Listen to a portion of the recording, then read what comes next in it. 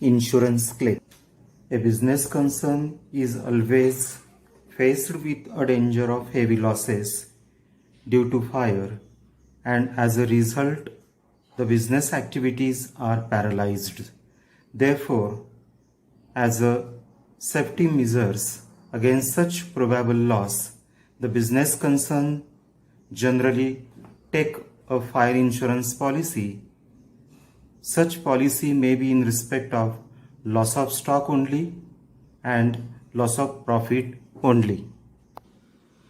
मित्रांनो, आपल्याला माहिती आहे यापूर्वी आपण इन्शुरन्स क्लेम मधला जो पहिला क्लेम होता लॉस ऑफ स्टॉकचा, तर तो ऑलरेडी आपण पाहिलेला आहे. आता आपल्याला यातला जो दुसरा भाग आहे लॉस ऑफ प्रॉफिट, तर तो सुरू करायचा आहे. तर चला मित्रांनो, आता आपण इन्शुरन्स क्लेम मधला लॉस ऑफ प्रॉफिट क्लेम कशा पद्धतीने कॅल्क्युलेट करायचा तर ते पाहणार आहोत.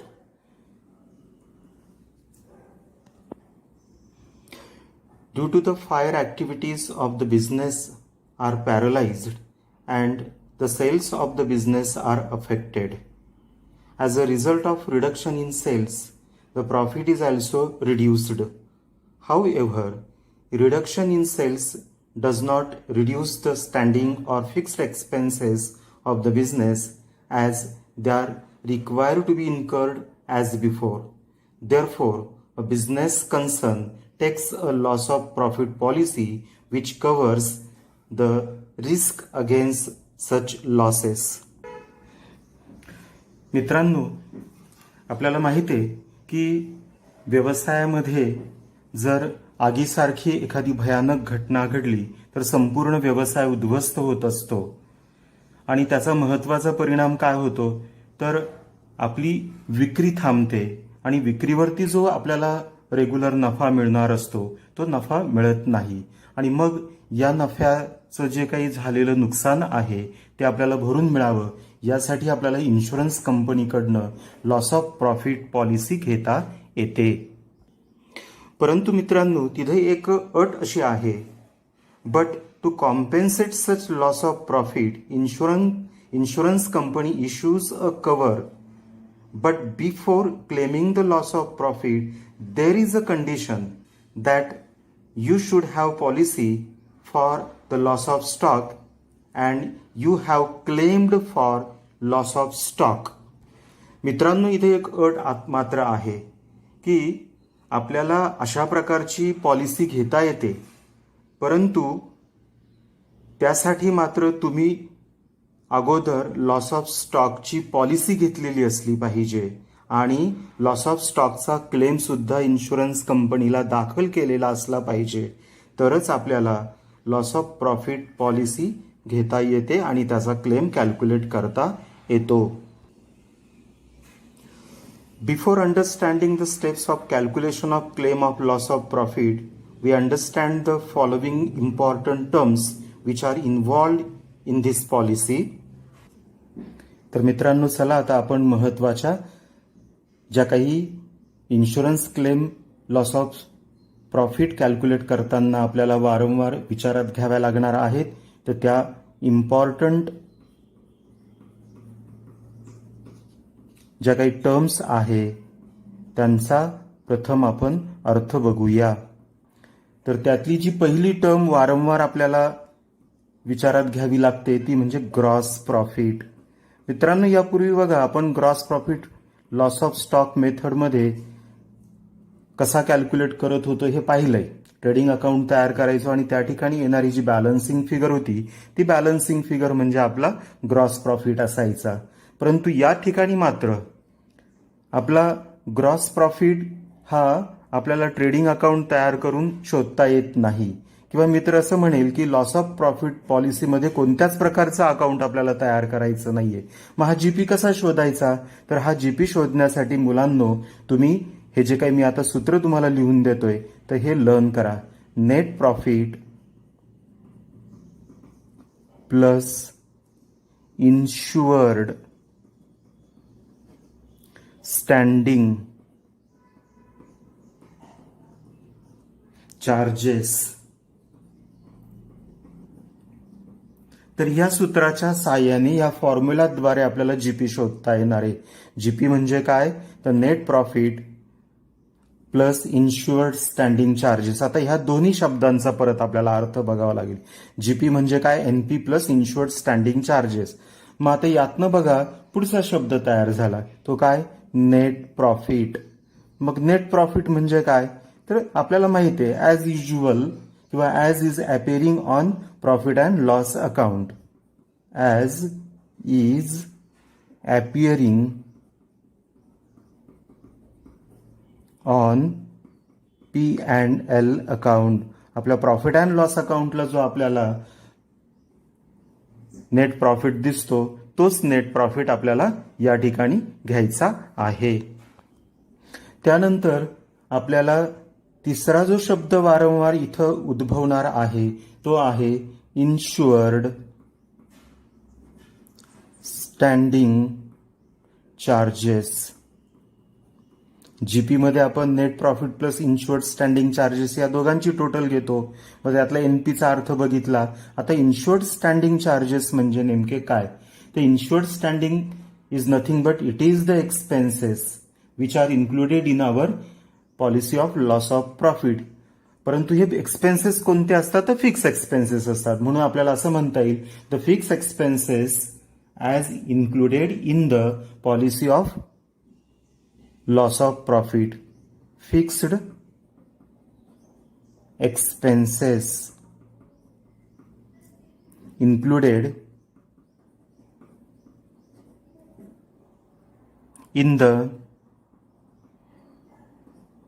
पॉलिसी. तर त्या सगळ्यांना आपण इन्शुअर्ड स्टँडिंग चार्जेस असं म्हणणार आहोत. आता यानंतर महत्वाचा एक शब्द वारंवार आपल्या प्रॉब्लेममध्ये येतो आणि तो आहे period of indemnity. Period of indemnity. आता पिरियड ऑफ इंडेमिनिटी म्हणजे नेमकं काय, तर ते आता इथं आपल्याला समजून घ्यायचं आहे. The period during which the sales are expected to be affected due to fire as stated in the policy. This period is known as indemnity period. तर मित्रांनो, पिरियड ऑफ इंडेमिनिटी म्हणजे काय, तर आग लागल्यामुळे जितका काळ आपला व्यवसाय प्रभावित झालेला आहे तर त्याचा जो काही कालावधी आपल्याला आपल्या पॉलिसीमध्ये नमूद केलेला दिसतो तर त्या पिरियडला आपण इंडेमिनिटी पिरियड असं म्हणतो. किंवा आपल्याला असं म्हणता येईल की माझा व्यवसाय पुन्हा नव्याने सुरू करण्यासाठी जितका काळ मला लागणार आहे तर तो जो लागणारा काळ आहे तर त्या लागणाऱ्या काळाला आपण पिरियड ऑफ इंडेमिनिटी असं म्हणतो. तर मित्रांनो, इंडेमिनिटी पिरियडचा अर्थ कळाला तुम्हाला. परत मी एकदा सांगतो, ऐका. The period for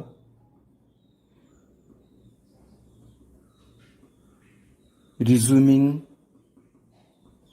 the business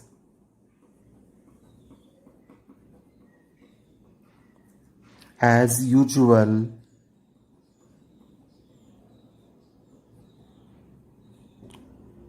from the date of fire or the period which is fixed in the policy for revival of the business, whichever is less, is called the indemnity period.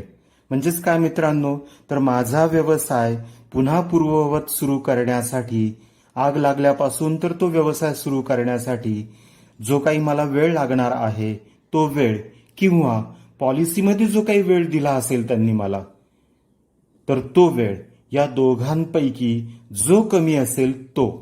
म्हणून इथपर्यंत मी काय म्हटलं होतं, the period for resuming the business as usual from the date of fire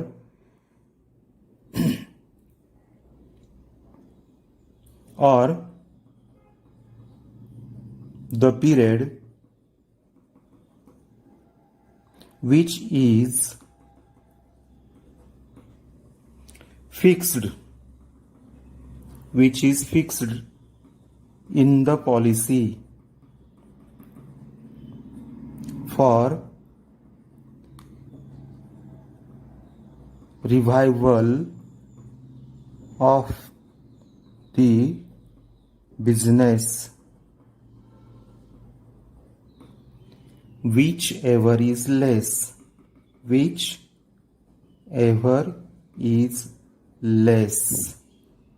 is called indemnity period. आलं लक्षात मित्रांनो? तर या पद्धतीने इंडेमिनिटी पिरियडचा अर्थ लक्षात घ्या. नंतर आपल्याला पुढची महत्वाची टर्म बघायची आहे, फिफ्थ, ती आहे अॅन्युअल सेल्स. आता अॅन्युअल सेल्स म्हणजे काय? तर sales during the year immediately preceding the date of fire is called annual sales. म्हणजे आग लागली त्याच्या अगोदर जे काही आपलं वर्ष संपलेलं असेल तर त्या वर्षाचा जो सेल्स असेल त्याला अॅन्युअल सेल्स असं म्हणायचं. त्यानंतर पुढची एक महत्वाची टर्म आपल्याला वारंवार या ठिकाणी विचारात घ्यायची असते आणि ती टर्म आहे स्टँडर्ड सेल्स और टर्न ओव्हर. आता स्टँडर्ड सेल्स म्हणजे नेमकं काय? तर sales during the 12 months ended on the date of fire is called standard sales. याचा अर्थ काय? आग लागली त्या तारखेला संपलेल्या 12 महिन्यांमधला जो सेल्स असतो त्या सेल्सला आपण स्टँडर्ड सेल्स असं नाव देतो. आलं लक्षात? मित्रांनो, लॉस ऑफ प्रॉफिट पॉलिसीचा इन्शुरन्स क्लेम कॅल्क्युलेट करत असताना आपल्याला जे वारंवार महत्वाचे शब्द या ठिकाणी लागणार आहेत तर ते आपण या भागामध्ये अगोदर बघितले. यामध्ये पहिला शब्द आपल्याला जो वारंवार उपयोगात येणार आहे तो म्हणजे ग्रॉस प्रॉफिट. मग ग्रॉस प्रॉफिट कशाला म्हणायचं? तर net profit plus insured standing charges या दोघांची जी टोटल असेल त्याला ग्रॉस प्रॉफिट असं म्हणायचं. मग नेट प्रॉफिट म्हणजे काय? मग तर नेट प्रॉफिट म्हणजे आपल्याला जो काही प्रॉफिट अँड लॉस अकाउंटला त्यांनी जो काही प्रॉफिट दाखवलेला असतो तर तो या ठिकाणी नेट प्रॉफिट म्हणून घ्यायचा असतो. त्यानंतर इन्शुअर्ड स्टँडिंग चार्जेस म्हणजे काय? तर जो काही आपण लॉस ऑफ प्रॉफिटची पॉलिसी घेतलेली आहे तर त्यामध्ये जे काही इन्शुरन्स कंपनीने व्यवसायाचे फिक्स एक्सपेन्सेस मान्य केलेले असतात तर त्यांना आपण इन्शुअर्ड स्टँडिंग चार्जेस असं म्हणतो. त्याच्यानंतर महत्वाचा अजून एक शब्द आहे पिरियड ऑफ इंडेमिनिटी. मग पिरियड ऑफ इंडेमिनिटी म्हणजे काय? तर व्यवसायाला आग लागल्यानंतर आपला व्यवसाय खूप प्रचंड विस्कळीत होतो आणि तो पुन्हा पूर्ववत आपल्याला सुरू करायचा असतो. मग तो पूर्ववत सुरू करण्यासाठी आग लागली त्या तारखेपासून तर तो पूर्ववत सुरू होईपर्यंत जो मधला काळ वाया जात असतो त्या मधल्या काळाला आपण पिरियड ऑफ इंडेमिनिटी असं म्हणतो. हा कालावधी एकतर प्रत्यक्ष पॉलिसीमध्ये दिलेला असतो किंवा प्रत्यक्ष प्रॉब्लेममध्ये दिलेला असतो. समजा आपल्याला प्रॉब्लेममध्ये हे दोन्ही कालावधी दिलेले असतील तर मग अशा वेळेस काय करायचं? तर जो प्रत्यक्ष दिलेला कालावधी किंवा पॉलिसीमध्ये त्यांनी सांगितलेला कालावधी या दोघांमध्ये जो कमी असेल तो कालावधी पिरियड ऑफ इंडेमिनिटी पुढच्या कॅल्क्युलेशनसाठी गृहीत धरायचा असतो. हे लक्षात असू द्या. त्यानंतर पुढची एक महत्वाची टर्म आपल्याला वारंवार इथं विचारात घ्यायची असते ती आहे अॅन्युअल सेल्स. मग अॅन्युअल सेल्स कशाला म्हणायचं? तर अॅन्युअल सेल्स म्हणजे आग लागली त्यापूर्वी जे आपलं फायनान्शियल इयर संपलेलं आहे त्या फायनान्शियल इयरमधला सेल्स. आणि मग स्टँडर्ड सेल्स म्हणजे काय? तर आग लागली त्या तारखेला संपलेले 12 महिने तर त्या 12 महिन्यांमधला जो सेल्स असेल त्याला स्टँडर्ड सेल्स असं म्हणायचं. तर ह्या बेसिक कन्सेप्ट आहेत लॉस ऑफ प्रॉफिटचा क्लेम कॅल्क्युलेट करण्यासाठी आपल्याला माहीत असणं आवश्यक होतं म्हणून त्या अगोदर बघितल्या. आणि आता पुढच्या भागात यानंतर आता आपण बघणार आहोत तो म्हणजे की हा लॉस ऑफ प्रॉफिटचा क्लेम कशा पद्धतीने कॅल्क्युलेट करायचा किंवा तो कॅल्क्युलेट करण्याच्या नेमक्या काय स्टेप्स आहेत तर त्या स्टेप्स आता आपल्याला बघायच्या आहे. तर आपण तो पुढचा भाग बघूया.